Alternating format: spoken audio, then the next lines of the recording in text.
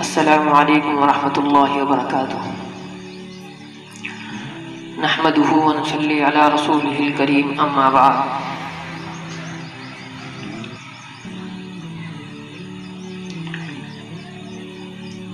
Lock down کی وجہ سے مفتیان کرام کے کچھ فتوے آئے ہوئے ہیں،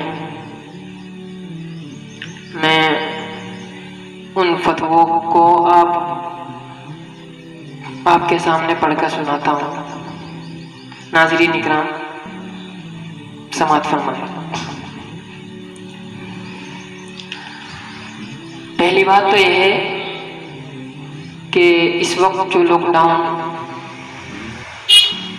ہمارے صوبے میں اور ہمارے انڈیا میں چل رہا ہے، تو اللہ سے دعا کریں کہ اللہ تبارک و تعالی اس کو جلد سے جلد رفع دفع فرمائیں اور اس کرونا جیسی مہلک بیماری سے اللہ تبارک و تعالی تمام امت مسلمہ کی حفاظت فرمائیں۔ لیکن 1% مان لیا جائے، اگر یہ اس لاک ڈاؤن میں توسیع ہوتی ہے اور یہ لاک ڈاؤن لمبا چلتا ہے، تو آنے والے مبارک ایام میں، آنے والے مبارک مہینے میں ہمیں کن مسائل کا سامنا کرنا پڑے گا، وہ مسائل میں آپ کے سامنے پیش کرتا ہوں۔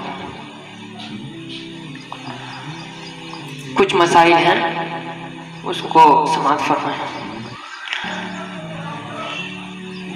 پہلا مسئلہ یہ ہے کہ کیا تراویح کی نماز گھر پر ادا کرنا ضروری ہوگا؟ نیز تراویح کی جماعت کے لیے کتنے لوگوں کا ہونا ضروری ہے؟ تو اس سلسلے میں جواب یہ ہے کہ تراویح کا پڑھنا ایک سنت موقدہ ہے۔ تو جس طرح سے مسجدوں میں جماعت ہوتی ہے، فی الحال حالات حاضر کو دیکھتے ہوئے مسجدوں میں تو جا نہیں سکتے، تو اسی لیے جس طرح ہم فی الحال اپنے گھروں پہ 2-4 آدمی جماعت سے نماز پڑھ رہے ہیں، اسی طرح ہم تراویح کی نماز بھی اپنے گھروں پر ہی ادا کریں،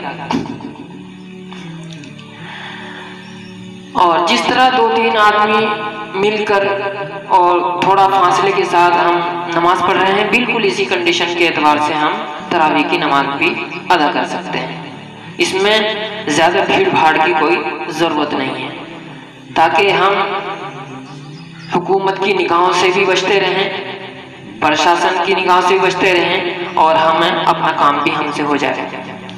دوسرا مسئلہ یہ ہے کہ اگر حفاظ نہ ملیں تو کیا غیر حافظ تراویح پڑھا سکتا ہے؟ یعنی جو حافظ نہ ہو وہ کیا تراویح پڑھا سکتا ہے، اور اس کی کیا شکل ہوگی؟ تو اس کا جواب یہ ہے کہ تراویح پڑھنا یہ ایک الگ سنت ہے، اور پورے قرآن کریم کا تراویح کے اندر پڑھنا یہ الگ سنت ہے، دونوں سنتیں الگ الگ ہیں۔ تو اس کے لیے یہ کہنا ہے کہ اگر کوئی حافظ ہم کو نہیں مل رہا ہے، اور ہمارے درمیان جو 2-4 آدمی نماز پڑھ رہے ہیں ان میں کوئی بھی حافظ نہیں ہے، یا ہمارا کوئی اسباب نہیں بنا ہے حافظ نہیں ملنے کا، تو ہمیں چاہیے کہ ہم علم طرح سے ہی تراویح کو پڑھیں، یا قرآن کریم سے ہم کہیں اور سے بھی پڑھ سکتے ہیں۔ اگر ہمارے کوئی سورت یاد ہے، جیسے سورہ یاسین وغیرہ، سورہ واقعہ، مطلب قرآن کریم سے بھی کہیں اور سے بھی ہم تراویح کے اندر وہاں پڑھ سکتے ہیں، اگر ہم حافظ نہیں ہیں اور ہمارے حافظ کا انتظام نہیں ہوا ہے۔ تو اس کا جواب یہ ہے۔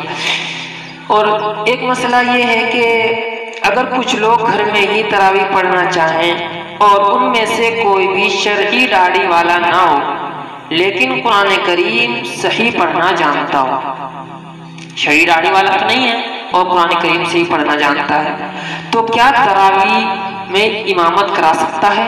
یعنی تراویح کی نماز پڑھا سکتا ہے تو اور اس کو جماعت کا ثواب ملے گا یا نہیں؟ ایک مسئلہ سامنے آیا ہے۔ تو اس کا جواب یہ ہے، اول تو ہے کہ داڑھی رکھنا یہ سنت موقدہ ہے،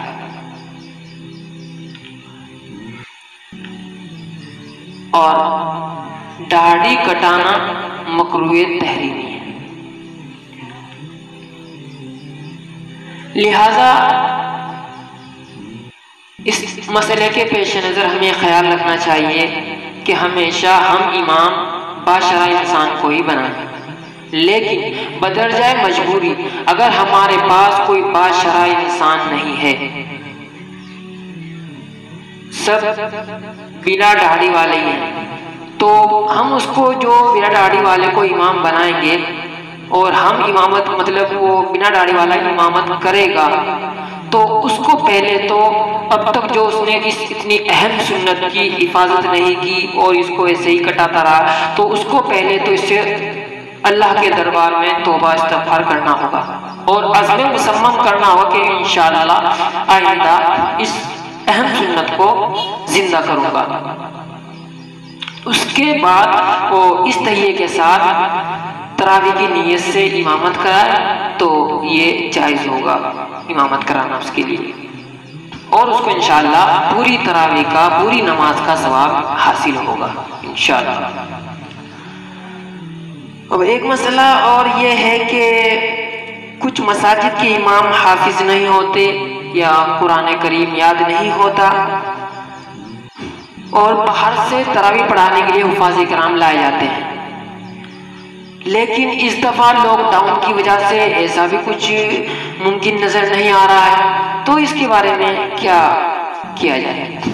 تو اس کا جواب یہ ہے کہ مطلب کوشش تو یہی کی جائے کہ حافظ ہی قرآن کریم مسجد میں سنائیں، تاکہ ہماری مسجدیں بھی قرآن کریم سے آباد رہیں۔